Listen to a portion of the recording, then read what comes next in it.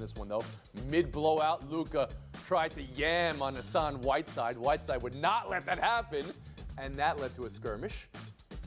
And also later, Donovan Mitchell tweaking his hamstring. This is when Utah was down 28 at the time. MRI is negative, but he's got something to work through for a must-win game for Utah. Harry, what do you buy, what do you sell from Mavs 102, Jazz 77? I'm buying that Luka was going to get the Jazz riled up and upset at some point or another in this game. He was shimmying. He had 19 points in the third quarter. You know who else had 19 points in the third quarter? The Utah Jazz had 19 points in the third quarter. So, and Luka's not really the type to dunk at all. So the fact that he went for a dunk on Hassan Whiteside is disrespectful, but I also really like that move. Israel. I'm going to sell Luka on being, he's the reason for that skirmish. He was the one who had a little bit of histrionics while he was coming down. You saw Hassan Whiteside just try to help him up, and then his teammates Finney-Smith and Bullock came to his rescue. I think that was Luka creating something out of nothing there, and Hassan Whiteside got ejected, and he probably shouldn't have been. Frank Isola. Yeah, I got no problem with what Hassan Whiteside did. I have no problem with Dallas's reaction to it. The difference in the Mavs team is how they played during the regular season and in the playoffs without Luka.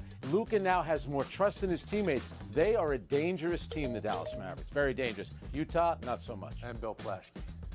Yeah, I'm buying the Mavs made a statement that the series is over with. There's something wrong with the Jazz, and Mitchell was a minus. I think it was a minus 38 even before he got hurt. Yep. He and Gobert aren't playing well together.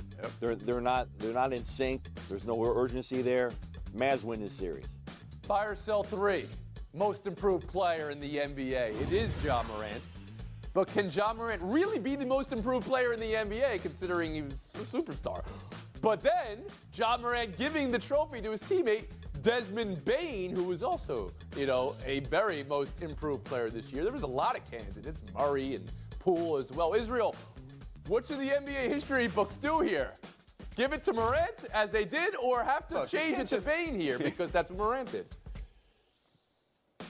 You can't just make up standards for awards all out of thin air, John Hollinger. Okay, look, he won the Most Improved Player Award. He deserves to win the Most Improved Player Award. I personally would have voted for Desmond Bane because he made a bigger jump in points per game and he carried that team when Ja was out. But you can't just change it like that. Can you, Frank? You know what? I don't think you can. I gave my vote for Darius Garland. Second was Desmond Bane. The problem is Ja Morant should have been ineligible. Come up with a standard. He played in 57 games. How about minimum 65, 68 games? If you don't play in that many games, you can't win postseason awards. Bill Plaschke. The NBA can't change it, but it has to be, voters have to be more discerning. How can you be the best rookie, and then be the most improved player? You should have to be a bad rookie to be a most improved player. That doesn't make any sense to me at all. I'm with you, Bill. He already arrived. Harry Lyles Jr., most improved player. Is it Bane? Is it Morant? Because he gave the award to Bane. Is it somebody else? I'm buying that Morant deserves it. I'm also buying that it feels weird that he won it because we already had high expectations of him. I am buying that Desmond Bane also fits what at least we feel the expectation of the award to be, right? That somebody goes from a bench player to a starter. He started 76 games, doubled his output, but ultimately you have no problem with Ja Morant winning it. Harry Lyles, thanks for today, Israel, as well. Plaschke and Isola, you guys got into it a little bit earlier. All right. And now you'll see each other. Bill, great players can improve, Bill. Believe it or not. That's how Giannis got better. Yes, he was good, now he's great. That's an improvement. But you need to come from the shadows. You get that? Keep the key to a city and drop the puck at a hockey game. The puck at the hockey game is not his fault. He probably had never done that before. But the key, to keep a second key, you have to take a fake rock, put the key in the rock, put the rock in the front yard. Okay. You'll always have it there. Right. Frank. The Micah Parsons project. He dropped it like it was a grenade. It was going to blow up. I've been there. That is Penn State country, Harrisburg, Pennsylvania. Here's the thing. They gave you the key. Don't tell them you lost it. Just lie. Tell them you got it on your mantle. You're going to make them feel badly that you lost the key. How'd you lose it? You took it out? It stays in your house. Come on. It's not a real key, guys. It's not a real key. Frank, I saw the FaceTime. Wow. Sorry, Bill. Oh, that's not fair. New York wins again. All right, so Jersey basketball took it on the chin with Kyrie Irving going down last night. But J.R. Smith, one of our favorites, did you see what happened to him at North Carolina A&T? He's their academic athlete of the year, a 4.0 GPA. And oh, by the way, he also has an NIL deal with Lululemon. Good for you, J.R. Smith. You guys combined get to 4.0? I don't think so. Kissing J.R. Congrats, Smith, JR. Junior, Bill Plaschke. Hello. What if? Nope. So are the Celtics now the new favorites in the NBA. And the most improved player award, Ja gave it to Bane. Is it now Bane's award? Let's go around the horn. How could Ja win that? That's Man, take this back to 12. That hello, Bill. Phil, you won columnist of the year. Why can't Ja win most improved? both are from the best. I feel like I have to force you people to talk about the Boston Celtics first instead of the Brooklyn Nets. Talk about the Boston Celtics first and not the Brooklyn Nets. Here we go. The flawless opening playoff series sweep, which really is a continuation of the last 3 months of the season. Some on this panel wanted to be broken up after the first month of the year and the last couple postseasons. But here was, for me, Jason Tatum fouling out, the mystery foul, and then Brooklyn pulling to within one with 90 seconds left. But this team still held on, went to the hoop after the Durant missed free throw, and close out on D and board and iced the game. Bill Plaschke, how impressive was this sweep by the Boston Celtics, the team you will talk about first here, and are they now the favorite to win it all? I hate saying this. Gosh, I hate saying this. They're the best team in the NBA, the Celtics are right now, without question. They just dominated. They didn't just beat the Nets, they dominated them. Kevin Durant, 32 field goals, 21 turnovers, his worst shooting playoffs in 5 years. They out-rebounded them by 54. They scored 1.6 points on transition. That would have led the league this year. They scored nearly 120 points per 100 possessions. That would have led the league as well. They dominated from every point, and their big three, Jaylen Brown, was unbelievable. Marcus Smart, 28 assists, 10 turnovers. And, of course, Jason Tatum was all-world. And yet, when he leaves the game, they still win the game. This wasn't even close, and I don't see any team at this point playing as well as Boston's been playing since January. This has been a story since January, and everybody's ignored it, including me, because I hate the Celtics, but I got to get... All right, Frank Isola, bring you in here. Yeah, well, Bill's wrong about it not being close. The total, they only outscored the Brooklyn Nets by 18 points in the 4 games. And let's not forget, game 1, 45 seconds ago, the Nets are up 3. And then Jaylen Brown, who hit the big shot last night, had the big layup, close, which gave them a chance. That's different. But it was, and the Nets were up 17 in game 2. But Boston, 26-6 since the end of the season. And it's also a team that has now won 4 playoff games. They have size, athleticism. Give Danny Ainge a lot of credit for the players he drafted. Brad Stevens with this team. Ime Udoka, who's taken them to a different level. They are today's NBA. They have 5 guys that can all defend on the perimeter. That was a big difference in this series. They made life miserable for Kevin Durant. Israel Gutierrez on the Boston Celtics. Are they the favorites in the Eastern Conference and in the NBA right now? I think they're the favorites in the NBA right now, not by a large margin, but they're the favorites in the NBA right now. And it's not because of what they did in this series. It's because of what they've done since January. This series, with all those offensive numbers that Bill spewed out, like that's against the Nets team that isn't really a defensive juggernaut, right? And defensively, we've seen this Celtics team beat together, for most of this season. And in this series, frankly, it's just a little bit easier to be together when you're talking about 2 individuals that are just going to take it one-on-one a lot of the times. If you watched early on in this game, it looked like they were trying to get the ball to Kevin Durant on the move and see if they can give him different looks. But in the end, it sort of devolved into the same old thing. And the Celtics really suffocated that duo. Now, is things going to be different when, Jason Tatum sees a really sort of different defense, a Giannis-led defense, if you will, and maybe make life more difficult for him? Yes, but that's what makes the Celtics team so different than the ones in before. Tatum and Brown are working within an offense. It's not on them to outplay Kevin Durant. Just play within the offense, and they will still do well and probably win. So, yeah, I'd say they're the favorites. Okay, so now that's 2 saying the favorites of the NBA. Harry Lyles Jr., I ask you the same question. Are the Celtics now the favorites in your mind? I think so, and I honestly think that because they gave us a sweep, it's hard to say that they wouldn't be, because I think any reasonable person would have the expectation that Kevin Durant and Kyrie Irving, one or the other, or even both, would be able to shoot you into a win or 2 in that series, and they still weren't able to do it. And I think one of the things that we saw out of Jason Tatum was his defensive prowess right there. specifically on Kevin Durant, where for the series, he holds him to 15 points on 4 of 17 shooting and 9 turnovers. To see that kind of improvement from him while also carrying the offensive load, to me, is Jason Tatum going from a star to a superstar. I will say, though, I think the Milwaukee Bucks are a 1B, and if the Bucks are able to ultimately get past the Bulls, a Bucks-Celtics series would be what a lot of people thought Nets-Celtics was going to be. Flashkey back in. I thought Jason Tatum's game-winning shot said it all. There's no more unselfish, complete team than the Celtics right now. Frank Isola. And remember, last year, the Celtics were a dead team walking. Brown didn't play in that series. They lost in 5 games. Their starting backcourt was Kemba Walker and Evan Fournier. I wonder where those two guys ended up. But this was all about the growth of Jason Tatum, who was an MVP candidate in this league. He's going to win that award one year. Israel Gutierrez. And it's fitting that they beat Kyrie Irving because remember Kyrie complaining about the young kids? Well, those young kids ran into adversity this year, got called out by Marcus Smart, and now what are they doing? They're moving the ball, they're playing well, they responded to it. And That's now the origin story of this team this season, right? That moment where Smart says, I don't know, are they going to be? And they all put it together 1 month, 2 months into the season. Okay, I love you guys. But you are so predictable that you would react or overreact immediately, Bill Plaschke, Frank Isola, the team you saw last night. We forgot about the Warriors. Israel didn't even bring up the Heat. That shocked me. The Bucks are the defending champs. Okay, we'll move on. Frank, let's talk about the Nets now, the post-mortem that you knew was coming from the start of the season. The colossal failure that this year was. You give them 4 games, they'll give away the world. Irving admitted they had no time to gel, and they didn't this season. Durant wanted to be left to die on the floor, and die he did, his worst postseason ever. And the takes, I talked about this yesterday, they have been spicy, if not overboard, if not personal. And today, Kevin Durant clearly heard them because he went back at Charles Barkley and the comment that Barkley said he's a bus rider, or at least some players in the NBA are bus rider. Durant took that personally. We'll get to that in a second. Here's one more thing from Kyrie Irving.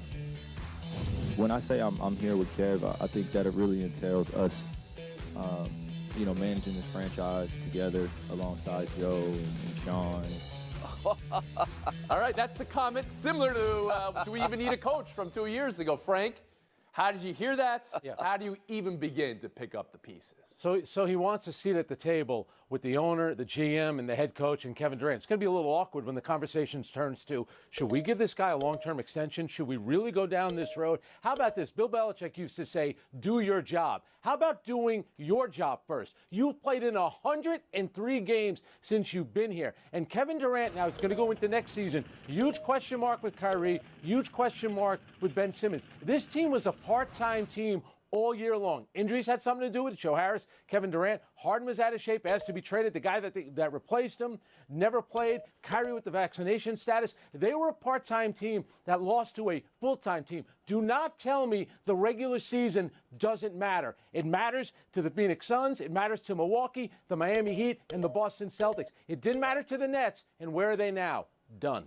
Wow, Frank, I love you. You're among friends here. You seem personally insulted. There are basketball fans and former greats, of course. I'm talking about Charles. I'm talking about Shaq, who seem personally insulted by this team. Is it because the disrespect in the regular season, as you just said?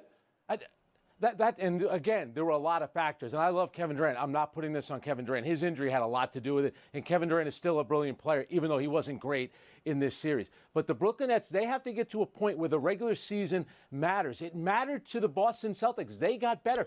The Milwaukee Bucks went to the finals with the Phoenix Suns. How did they come out of the gates this year? Phoenix lost. They won 64 games during the regular season. The regular season matters if you want to be a championship team. Let's not try to fool us. Israel, are you with Frank there that the Nets did not take this season, I don't even want to use the word seriously, but there was a miscommunication in how they approached it? I mean, I think it was a bit of a mess from the very beginning, and a lot of it was outside factors that don't really normally revolve around basketball, including a vaccine. So I think, when it comes to James Harden and that trade situation, them sort of getting rid of a problem, but then bringing on a bigger problem because he's not even on the court to help you, I think that was sort of doomed. And, when you talk about a team that's, this is supposed to be Kevin Durant proving that, hey, I didn't have to jump on the bus with Steph Curry to win championships. I'm a championship caliber leader, but he picked a guy in Kyrie Irving that now looks like a questionable choice. And he okayed a coach in Steve Nash, which now looks like a questionable choice to just sort of, have somebody skip the line when it's this important and this difficult to put together a super team. I don't know if everybody else was screaming at the television to have them make Marcus Smart pick up the ball because the clock is running. But anyway, I do think that, there's a lot of maybe mistakes that Kevin Durant has made. And now he's sort of the one, the basketball purist of the group, the guy who's really has the most at stake here, really needs to find a way to clean this up because a lot of it's on him. Harry Lyles Jr.? So the one thing that really sticks out to me here, because there are obviously a lot of things, as Izzy mentioned, both on and off the court that were at hand here, making the Nets one of the big what-if teams this season. But this feels like big enough of a failure to where usually the way that these things go is somebody has to answer for it. And to me, that seems like it's probably Kyrie Irving because of all the games that he missed, which was an option, a choice that he made, or Steve Nash because of a perceived lack of coaching that he was bringing to the table, because it didn't really seem like it affected any of the games, or at least he didn't have a fingerprint on any of the games. So to me, this seems like a situation that somebody's going to have to suffer consequences for. I think the question that the Nets have to ask themselves, or at least the management and ownership, is do all of these what ifs, if they are all, correct answers, does that make us the best team in the NBA? And I don't know that they can answer that question even after everything that we saw this season. So it's a big question. You don't know if they could answer that, or the answer is no, Harry? I don't know that they could answer it just because there were so many different factors at play, but also how could you trust what we just saw, everything through the entirety of the season going into next year? You look like you have something you want to say. Please, Bill. Yeah, the answer is no. The answer is no, Harry. The Nets are a complete mess. And Kyrie Irving drives me crazy saying he and Kevin are going to manage the franchise. He can't manage himself. He's got to manage himself out of there. They got to manage to get him off the team. This is a team that, I don't care what, they have 43 different lines this year. They still suffered from lack of leadership. Teams in the NBA still need strong coaches. They still need strong direction. The stars can't run the team. You can see what happened here in LA with the Lakers. LeBron James can't run the team. So unfortunately, Steve Nash is going to have to take the fall on this. They need a more powerful, stronger voice that can run that team and get rid of Kyrie. Isola, back in after the horn. Yeah, I'm not buying it, though, about Steve Nash. I mean, the two best players on the team went 1 for 17 in the second half of Game 2. So everyone sits around and tells me all the time, most skilled point guard of all time. We all know that Kevin Durant is great, but now it's Steve Nash's fault that they go 1 for 17 in the second half. This falls on the start. Kevin Durant had a solid season, not a good playoff. Big question about Kyrie. How many years do you give him? He's going to be back. How many years, though? Mid-horn, we're taking a break right here. Frank Isola, this is a day I think you knew it was coming from the start of the season. You knew this team didn't have it all together. And the question was, what if? Like last year. The answer, one without Fred VanVleet. And in the 2 full games since hurting his thumb, Joel Embiid barely getting to 20 points.